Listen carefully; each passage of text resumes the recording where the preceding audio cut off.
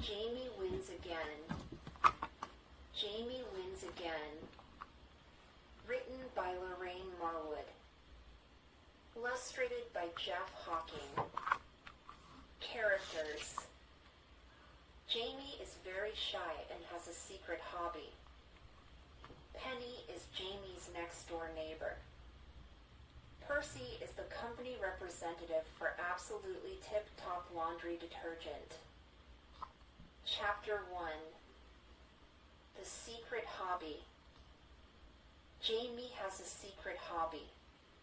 This secret hobby means that Jamie does strange things like looking under every bottle top, reading every label on every jar, and cutting holes in half-full cereal boxes. Why? Jamie just loves to enter contests and write jingles. If there's one thing Jamie is good at, it's writing jingles. And right now he's on a winning streak. Lately he's won an electric lawnmower, which his mother really appreciated. Plus he's won a huge new television. The whole family thought that was great. Just last week he won a full set of luggage. This prize might come in handy someday because Jamie dreams of winning a holiday on a cruise ship. So Jamie is always filling in contest coupons. He records the closing date of the contest and whether he has to collect 5 sticky date bar labels or 7 barcodes. But what Jamie doesn't do is read the fine print that would tell him all the contest's rules. He's in too much of a hurry to enter and win. Jamie is shy. Really shy. He wouldn't want to win a prize if he had to have his photograph taken for the local newspaper. He wouldn't want to make a speech or appear on television either. Even thinking about being in front of a crowd makes Jamie feel hot and dizzy. Especially if that crowd includes some of his school friends. The latest contest Jamie had discovered offered a year's supply of absolutely tip-top laundry detergent as first prize. He knew his family would save a lot of money if he won the contest. And he could easily write the jingle that was needed to enter. Jamie was the king of jingles. But when Jamie entered the absolutely tip-top laundry detergent contest, he made one big mistake. He didn't read the fine print yet again. His head was full of how good it would be to win. He read the instructions and sat down and wrote. Take a top tip from Absolutely Tip Top and wash those clothes clean. Absolutely Tip Top will make them really gleam. With Absolutely Tip Top, your laundry will be tip top. Tip top in your laundry and you'll never be a flop. The words just flowed from Jamie's pen. He smiled. He should win this contest. He'd better warn his parents to be ready for a year's supply of laundry detergent to arrive. Jamie hummed as he wrote out the jingle in his best handwriting. He'd post it on his way to school the next day. Already he was thinking about the next contest he would enter. Soon he'd completely forgotten about the tip-top contest. Chapter 2. Do you like babies? A few weeks later, as Jamie arrived home from school, he saw a crowd outside his house. What was going on? Was something wrong? He felt his heart beating faster. And then he saw a car with the Absolutely Tip-Top Laundry Detergent logo on it. Jamie knew he'd won the contest. There's Jamie! A boy pointed at Jamie, and the crowd all turned to stare at him. Jamie's mother came running towards him. You've won, Jamie, you've won. The crowd began clapping. All Jamie wanted to do was turn around and run away. Crowds and lots of attention really scared him. He had trouble talking to Brad, the boy next door, let alone people from the absolutely tip-top laundry detergent company. And he had to do it in front of all these people. Jamie felt his face becoming red. A man leapt from the car and rushed forward to shake Jamie's hand. "I'm Percy Conningham from Tip Top," he said. "You're our lucky winner. A van with a year's supply of absolutely tip-top laundry detergent will arrive in the next 5 minutes. Sign here, Jamie." Jamie's mother nodded encouragingly behind Mr. Conningham. "Thanks," mumbled Jamie, relieved that all he had to do was sign a piece of paper. But Jamie was in for a shock. Now, according to the rules, which I know you read, Mr. Conningham started to say, "You are our new star for TV commercials advertising absolutely tip-top laundry detergent." But, spluttered Jamie. He could feel his face going an even brighter red. He saw Brad's sister Penny watching him. "We start shooting the ads this weekend." But, spluttered Jamie for a second time. "Of course you'll have to wear a dirty t-shirt and chant your winning jingle," continued Mr. Conningham. "Oh, and do call me Percy." Jamie was stunned. He couldn't even get up in front of his class at school to talk about his favorite pet. How was he going to tell millions of people about absolutely tip-top laundry detergent? But he began again. "I didn't know I had to do a television commercial. Can't you find someone else instead?" Mr. Conningham frowned at Jamie. "No, of course not. It's in the fine print. Look, it says here." Percy whipped out a copy of the contest rules and read out loud, "The winner becomes the advertising face of absolutely tip-top laundry detergent for 6 months. 6 months? Jamie's hands were sweaty now. Why ever did he enter contests at all? But Percy hadn't finished. "By the way, do you like babies?" Well, that was an easy question. Jamie blurted out, "No." "Aw, that's too bad, because your first baby show is tomorrow afternoon in the local shopping mall." Baby show? Jamie's head had started spinning and his legs were shaky. He wondered what babies had to do with laundry detergent. "You remember reading about the baby shows in the fine print, don't you?" asked Percy. Jamie shook his head at him. "Well, you just need to smile at all the parents with their babies. Easy. Talk to each baby for a second or two and choose one as the winner of the baby show." Well, that sounded simpler than the television commercial, thought Jamie. He nodded numbly at Percy. When the car left, taking Percy with it, the crowd started to leave. Soon Jamie was left with the children from next door, Brad and Penny. "Did you really enter that contest and make up that jingle, Jamie?" Penny was smiling. "Yes." "Do you know anything about babies or laundry detergent?" Penny continued, still grinning. "Not at all." "Oh well, you just need to choose the baby with the cutest smile. Laundry detergent is a bit trickier though." Penny laughed as she ran off home. Jamie wasn't so happy about winning the contest now. He'd have to find out about washing clothes and judging babies by tomorrow. "I'll do a couple of loads of laundry tonight and learn all about it. That'll be easy. But I'll have to search the internet for some more information on babies," Jamie said to himself. Chapter 3. The cutest smile. Great, that's a wrap, the director called. Now it's off to the shopping mall and all those lovely babies. Jamie scowled. He thought his face was going to crack if he had to smile one more time. And his voice was croaky from all the jingle chanting.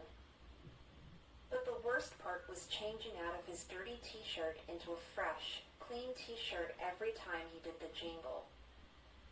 He had only 30 seconds to change. At the shopping mall, Jamie had to wear another t-shirt advertising absolutely tip-top laundry detergent. He also had to wear a big badge that said judge. He cringed when Percy presented him with it. He cringed even more when he saw the long line of parents and babies. How would he ever find a winner? Then he remembered Penny's advice to find the baby with the cutest smile. The parents and babies gathered around Jamie like vultures circling their prey. Percy picked up a microphone and shouted, "Here's Jamie, the advertising face for absolutely tip-top laundry detergent. He's about to judge the contest. And what a tough time he's going to have." Percy grinned broadly at the crowd. Jamie wanted to run and hide. But the crowd completely surrounded him. Penny's words sounded in his head, "Pick the baby with the cutest smile." Jamie could think of only one way to do that. He had to make up a jingle. And quickly. In a flash, he was doing a little jig and chanting. Babies are just little people. What they mostly do is dribble, but with that I cannot quibble because it always makes me giggle. The babies loved it. All of them smiled, all except one who still howled. By now, Jamie had started to enjoy himself. But then he asked himself, if all the babies were smiling, how could he choose the winner? Then he had an idea. If one baby smiled and clapped, then it could be the winner. Jamie did his song and dance routine one more time, clapping as he did to give the babies the idea. And there was the winner. One baby was smiling and clapping.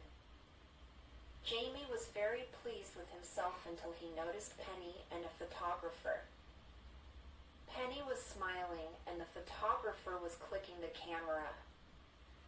Everyone at school would find out that Jamie judged baby contests. Chapter 4. Stains, stains, stains. Jamie began seeing himself on television ads all the time. He saw himself chanting his jingle to parents with young children in shopping malls. It was becoming harder each day to walk to school unnoticed. Only this morning the father of one of Jamie's classmates had pulled his car over to the curb to ask him a question. The man had wound down the window and said, "Jamie, Daniel's told me all about you and I've seen you on TV. I know you'll be able to help me. I have a coffee stain on my best jacket. How do I get rid of it?" Jamie stared at him, bewildered. Really? How was Jamie supposed to know about removing stains? Just because he was the advertising face of absolutely tip-top laundry detergent didn't mean he knew all the secrets of the laundry. What could he say? Penny had suddenly appeared next to him and was waiting for his answer too. Suddenly, Jamie remembered his grandmother's handwritten book. All a housewife needs to know. Jamie and his mom had found it one day when they were cleaning the attic. His grandmother had written it when she was newly married, recording all the advice that people gave her. It was full of information about cooking, cleaning, and running a household. The answer to a coffee stain question would surely be in that book.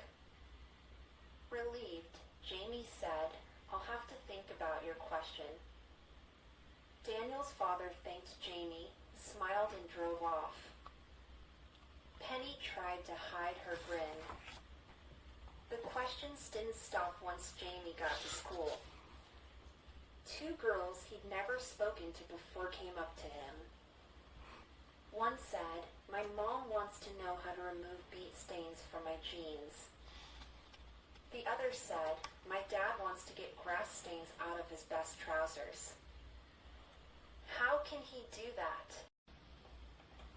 There was obviously no escape. Jamie was doomed to answer questions about washing and stains for weeks. And not only that, he was booked nearly every weekend to judge baby shows. Jamie was feeling really unhappy as he walked home from school.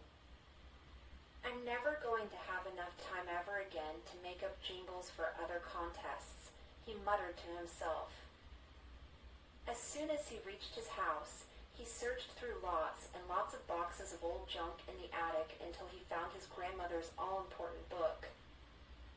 It was at the bottom of the last box he looked through. He had begun to think it had been thrown out or that he had imagined the book's existence. He read and took notes about coffee stains, grass stains, and beet stains. He hadn't realized that people could get their clothes so dirty. He only hoped that his grandmother was as wise as he remembered.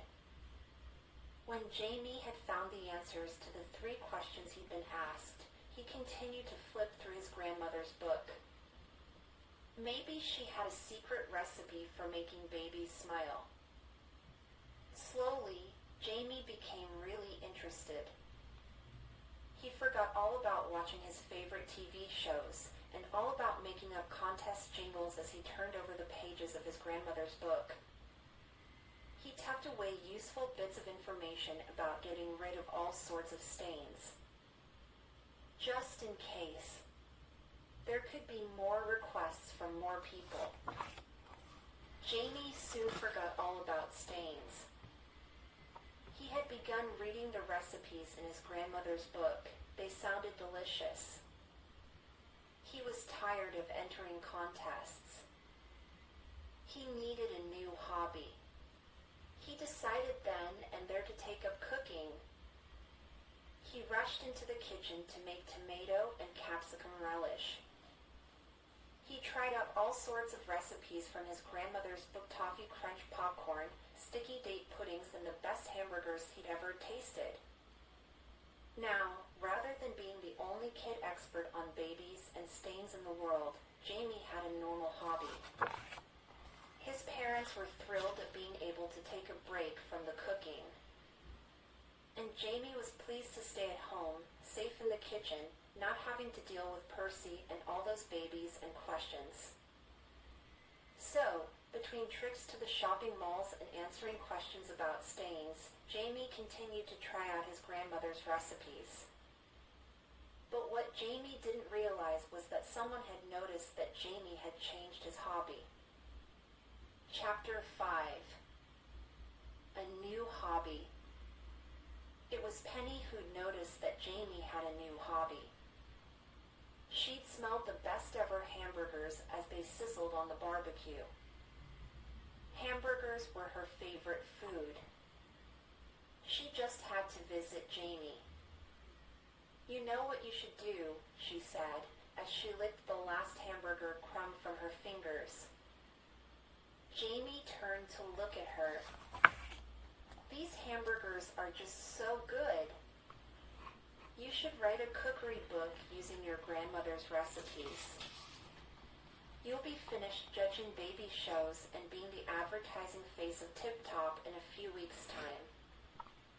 Jamie nodded. He didn't feel so shy when Penny was around now. "And I wouldn't have to worry about reading the fine print either," he grinned. "The next recipe I'm going to test is grandmother's fried chicken. Do you want to come over and taste that on Saturday after the next baby contest?" It was Penny's turn to nod. "I'd love to," she said happily.